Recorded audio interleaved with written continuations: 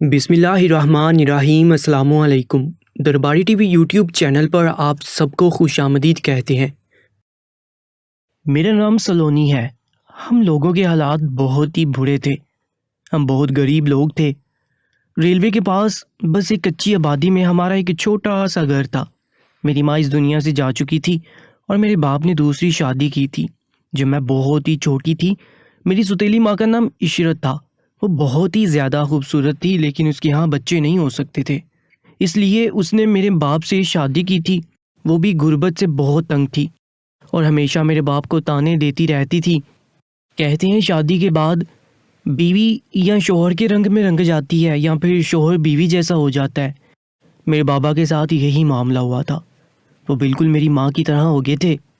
घर गंदा पड़ा रहता, मैं ही साफ करती तो करती, नहीं तो कोई ना करता। घर में कोई निज़ाम नहीं था।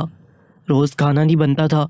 बाहर से एक प्लेट सालन ले आते, सारे थोड़ा थोड़ा खा लेते और मेरे नसीब में तो बचा खोचा ही आता था।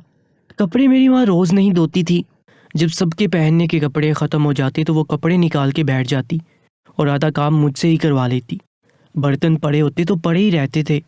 मेरी माँ के रवैये की वजह से कोई हमारे घर नहीं आता था। सारे रिश्तेदारों से उधार पकड़ा हुआ था। लोग पैसे मांगने के लिए घर आते थे तो मेरी माँ बहाना करती थी कि मुझे तो डर लगता है, क्योंकि कहते हैं कि जब बीमारी के बारे में झूठ बोला जाए तो वो सच हो जाता है। कभी कहती थी कि मेरे बाबा के गुर्दे ख़राब हो गए हैं और हमने उनका ऑपरेशन करवाना है, हमारे पास इस वक्त 1 रुपया नहीं है। तो कभी कहती थी कि उनको कैंसर हो गया है, और एक दफ़ा तो मेरे बारे में भी कह रही थी कि इसके दिल में सुराख है, जबकि ये खुद इतनी ज़्यादा खूबसूरत है। हम तो इसके लिए परेशान हैं कि इसका क्या होगा। मैं अपने कानों को हाथ लगा लेती थी कि कहीं मेरे साथ ही ना कोई मसला बन जाए। जब मैं 16 साल की हुई तो और भी ज़्यादा खूबसूरत होगी। मेरी माँ ने एक दिन मुझे देखा, मैं धूप में बैठी अपने बाल संवार रही थी। हमारे घर में कोई तौलिया नहीं था, इसलिए नहाने के बाद गीले बदन पर ही कपड़े पहन लिए थे जो भी मेरे जिस्म से चिपके हुए थे। तभी तो मैं जाकर धूप में बैठ गई थी। मैंने देखा कि मेरी माँ मुझे बहुत गौर से देख रही थी। मैंने कहा कि ऐसे क्या देख रही हो? उन्होंने कहा कि तू जवान हो गई है, पता ही नहीं चला। कैसे इतने सारे साल गुजर गए। तू 5 साल की थी जब तेरे बाप के साथ ही मैंने शादी की थी। मैंने कहा कि हाँ, वक्त तो गुजर जाता है और पता भी नहीं चलता। उन्होंने कहा कि तुम खूबसूरत हो गई है। मुझे हैरानगी हुई कि अम्मी ने मुझे आज गौर से देखा है।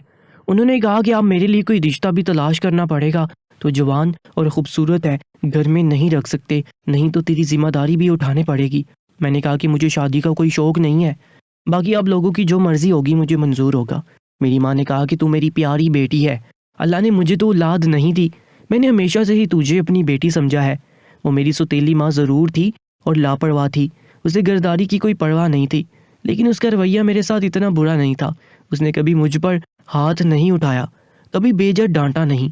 वैसे वो बोलती थी तो ऐसा लगता था जैसे जगर रही हो। शायद उसका अंदाज़ ही ऐसा था, क्योंकि वो ज़्यादातर ऐसे ही बात करती थी। कभी मुझसे कोई गलती हो जाती तो मुझे भी डांट देती थी, लेकिन इस तरह से तो उसका रवैया मेरे साथ ठीक ही था। मुझे कोई इतना ख़ास मसला नहीं था और मैंने उसके लिए कोई बुरा नहीं सोचा, क्योंकि मुझे उन लोगों ने पढ़ाई नहीं करवाई। इस बात का मुझे बहुत अफसोस है कि अगर मेरी अपनी माँ होती तो इस मामले में थोड़ा बहुत बोलती, कुछ तो करती। लेकिन जब बाबा ने कहा कि हम इसको पढ़ा नहीं सकते, तो मेरी सौतेली माँ ने भी कहा कि ठीक है, कोई ज़रूरत भी नहीं है। एक दिन मेरी सौतेली माँ ने कहा कि मैं अपने रिश्तेदारों से मिलने जा रही हूँ, 2 दिन बाद आऊँगी, तू अपने बाप को खाना देना। मैं हैरान हुई कि मेरी माँ के रिश्तेदार कहाँ से निकल आए। वो तो इतने सालों में कभी भी कहीं भी नहीं गई थी, और अब उनके रिश्तेदार कहाँ से पैदा हो गए थे। उन्होंने कहा कि सबके रिश्तेदार होते हैं, कोई रिश्तेदारों के बगैर थोड़ी होता है इस दुनिया में। बस मैं उनसे आना जाना कम रखती थी, लेकिन अब तो बड़ी हो गई है, घर संभाल सकती है। वैसे बात तो वो ऐसे कर रही थी जैसे सारा घर वही संभालती है, इसीलिए मुझे अब कोई फ़िक्र नहीं है।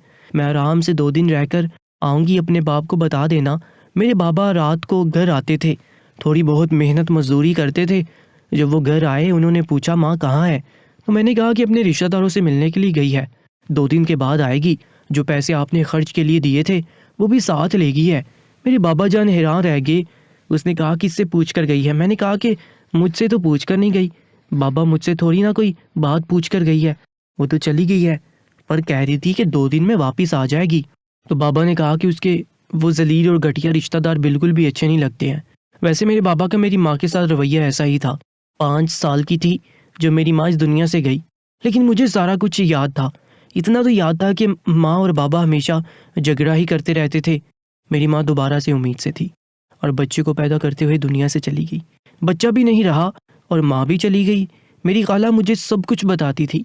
मेरी खाला नहीं चाहती थी कि मैं इस घर में रहूं। वो कहती थी कि ये तेरी अच्छी तरबियत नहीं करेगी, लेकिन वो मुझे अपने साथ भी नहीं ले जा सकती थी क्योंकि वो एक जॉइंट फैमिली में रहती थी। उनके 6 बच्चे थे, लेकिन जब वक्त के साथ उन्होंने मेरा रवैया देखा तो फिर यही कहा कि खून बोलता है, तरबियत नहीं बोलती। वैसे भी मेरी सौतेली माँ ने मेरी क्या तरबियत की थी? ना तो उसने मुझे कोई चीज़ बनानी सिखाई थी, ना कभी कोई अच्छी बात बताई थी। वो नमाज भी नहीं पढ़ती थी, ना पर्दा करती थी, जो उसको देखकर मैं कुछ सीखती। बच्चों को जितना सिखाया जाता है उससे ज़्यादा वो आपको देखकर सीखते हैं, और इस घर में सीखने के लिए कुछ भी नहीं था। यहाँ पर तो बस गाली गलौच, लड़ाई झगड़े, बदतहजीबी, बस यही सारी चीज़ें थी। फ़ोन उनके पास वैसे भी नहीं था और बाबा 2 दिन तक झगड़ा ही करते रहे, अपने आप से बातें करते रहे कि कब वापस आएंगी। वापस आएगी तो सीधा कर दूंगा उसको, एक वापस आए तो तलाक दे दूंगा उसको। मैं तो हैरान थी क्योंकि बाबा इस तरह की बातें करते थे तो ये फिर तलाक की बातें करना शुरू कर देते थे। खैर अम्मी वापस आ गई और मुझे पता था कि घर में झगड़ा होगा। मैंने उनको पहले भी कहा था कि वो ज़्यादा गुस्सा ना करें। बाबा बहुत गुस्से में है, झगड़ा हो गया था, लेकिन सुबह दोनों का रवैया एक दूसरे के साथ बहुत अच्छा था। तभी तो मुझे मेरी माँ ने कहा कि मेरे कमरे में सो जाओ। पहले मैं उनके कमरे में सोती थी। जब मैं छोटी सी थी मुझे डर लगता था, लेकिन अभी कुछ अरसे से मैंने उनके कमरे में सोना छोड़ दिया था। मैंने कहा कि नहीं, मुझे नींद आ जाएगी, मैं दूसरे कमरे में सो जाऊंगी, कोई ज़रूरत नहीं है। अब मैं बड़ी हो गई थी। उन्होंने कहा कि तेरा बाप वैसे भी बाहर होता है, कमरे में उसका दम घुटता है, मैं अकेली हूँ, बातें करेंगे फिर सो जाया करेंगे। ये बात मुझे अच्छी लगी क्योंकि दिल की बात करने के लिए मेरे पास सिवाय उस औरत की और कोई नहीं था। कोई दोस्त भी नहीं थी क्योंकि लोग हमें अच्छा नहीं समझते थे। मम्मी के कमरे में जाकर सो गई और मेरी माँ ने मेरे सामने खाने पीने की चीज़ें रखी। मुझे ये उम्मीद नहीं थी। उन्होंने कहा मैं वहाँ से लेकर आई हूँ। अम्मी ने मुझे वो चीज़ें दी क्योंकि इस घर में खाने के अलावा और कोई चीज़ नहीं मिलती थी। ना कोई फूल फ्रूट, ना कोई ड्राई फ्रूट, ना ही कोई और चीज़ कि कभी कोई समोसे या कोई चाट मंगवा ली जाए। बस वही जो रोटी सालन रोज़ का होता था वही सब चुपचाप खा लेते थे। इस घर में कोई शाम को चाय पीने का रिवाज नहीं था, लेकिन सुबह को मैं हैरान रह गई। मेरी आँख खुली तो 11 बज रहे थे, जबकि मैं 7 बजे जाग जाया करती थी। अम्मी ने काम करके रखे हुए थे और मेरे लिए नाश्ता बना के रखा हुआ था और मुझे बहुत ज़्यादा भूख भी लग रही थी। मैंने कहा कि माफ़ी दे दें, मैं पता नहीं कैसे इतनी देर तक सोती रही हूँ। उन्होंने कहा कि अपनी माँ के पास सोई थी इसीलिए तुझे सुकून की नींद आई है, लेकिन तू फिक्र ना कर, मैंने तुझे जगाया नहीं। मैं हैरान रह गई कि इससे पहले भी तो मैं 1000 दफ़ा इस तरह सोती रही थी। क्योंकि छोटी होती थी तो नींद ज़्यादा आती थी, लेकिन मेरी माँ तो मुझे थप्पड़ मार के जगा देती थी। फिर आज उनको मुझ पर तरस कैसे आ गया। मैंने नाश्ता किया, फिर थोड़े बहुत घर के काम किए। कुछ अर्सा पहले एक औरत ने हमारे घर में अपनी गायें बांधी थी क्योंकि उसके घर में जगह नहीं बन रही थी। वो जगह काफ़ी गंदी थी और मैंने सोचा कि उस जगह को साफ़ कर दूं क्योंकि गायें तो चली गई थी। जो मैं उस जगह को साफ़ करने लगी तो मेरी माँ ने मुझे रोक दिया, कहा कि पागल तो नहीं होगी, ये क्या कर रही है। मैंने कहा कि जगह गंदी है, साफ़ कर रही हूँ, घर के बाकी काम तो आपने कर लिए, मैं फारिग बैठ कर क्या करूँगी। उसने कहा कि मैंने कहा ना, नहीं करने हैं तूने काम, तू आराम कर और इस गंदी जगह को साफ़ करने जा रही है तू, तेरे हाथ गंदे हो जाएंगे, मैली हो जाएगी तू। मैंने कहा कि इनको कब से इतनी फ़िक्र होने लगी मेरे गंदे होने की। मैंने कहा कि फिर ये काम कौन करेगा। तो उन्होंने कहा कि तेरे बाप से करवाऊंगी, तू फिक्र न कर, तू ये गंदगी वाले काम नहीं करेगी। जाके कमरे में बैठ जाओ, कभी अपने हाथ भी धो लिया कर, इनको चमकाया कर, और शाम को मेरे साथ चल मोहल्ले में, वो है ना पार्लर वाली, उनसे मैंने बात कर ली है, पैसे उसको बाद में दे देंगे। तेरी आंखों के ऊपर जो बाल हैं इनको ठीक करवाएंगे और थोड़ा तेरा ख्याल करवाएंगे। इतनी प्यारी मेरी बेटी है, अब तो तुझे रुखसत करके रहना है क्योंकि तेरे रिश्ते वाले आएंगे। घर में बहुत जल्दी से शादी करना चाहती हूँ। मुझे मेरी माँ ने साफ करवाया। मुझे बहुत अजीब लग रहा था, लेकिन फिर मुझे ये सब कुछ करवा के मज़ा भी आ रहा था कि मेरी माँ मेरा बहुत ज़्यादा ख्याल कर रही थी और आज तक किसी ने मेरा इतना ख्याल नहीं किया था, इसलिए मैं खुश हूँ। मुझे तो कोई मसला नहीं था, मैं बहुत ज़्यादा खुश थी। मेरी एक दोस्त थी गाँव में, मैंने उसको भी ये बात बताई। उसने कहा कि तेरी माँ ने लगता है ख्वाब में अपनी आखिरत देख ली है, इसलिए वो ठीक हो गई है। मैंने कहा कि अल्लाह ने उनको हिदायत दे दी है या जो भी बात है, पर मैं बहुत ज़्यादा खुश हूँ। लेकिन एक बात थी, जब से मैं अपनी माँ के कमरे में सो रही थी सुबह मेरी तबीयत बहुत ज़्यादा ख़राब होती थी। मेरे जिस्म में बहुत दर्द होता था, शायद इसलिए कि अपने कमरे में चली गई थी और यहाँ पर मुझे पलंग पे सोना पड़ता था।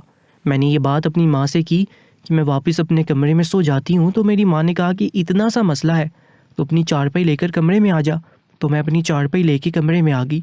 वैसे भी अब मुझे भी आदत हो गई थी, लेकिन आहिस्ता आहिस्ता मेरी तबीयत बहुत ज़्यादा गिरने लगी और मेरे जिस्म में अजीब सी किस्म की तब्दीली आने लगी, जो कि पहले बिल्कुल भी नहीं थी। और ऐसा होने की मेरी कोई उम्र नहीं, मैं जवान हो चुकी थी। अब इससे ज़्यादा मैंने और क्या जवान होना था।